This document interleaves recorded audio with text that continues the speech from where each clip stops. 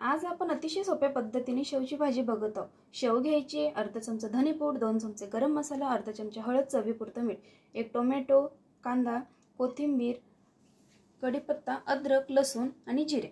प्रथम आपण एक वाटण तयार करून घेऊया। टोमॅटो, कांदा, अद्रक, लसूण आणि थोडी कोथिंबीर टाकून हे वाटण तयार करून घ्यायचं। हे वाटण आपल्याला कच्चंच तयार करायचं, याला तळून घ्यायचं नाहीये।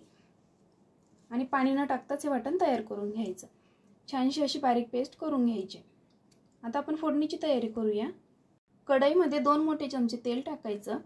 तेल गरम झाल्यानंतर त्यात जिरे टाकायचं। जिरे तडतडले की कढीपत्ता टाकायचा। तयार केलेलं वाटण टाकायचं। वाटण छान तेल सुटेपर्यंत परतून घ्यायचं। जेवढं तुम्ही छान परतणार तेवढी छान तुमच्या भाजीला तरी येणार। अशा पद्धतीने वाटण छान परतून घ्यायचं। यामध्ये मसाले टाकूया।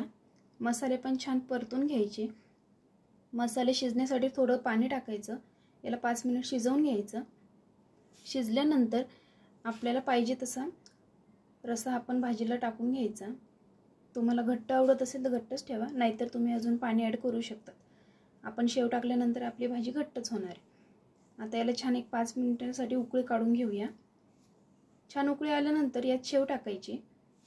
5 मिनिटे शिजू द्यायचं आणि नंतर वरतून छानशी कोथिंबीर टाकायची। अतिशय सोप्या पद्धतीने आपली शेव भाजी तयार आहे।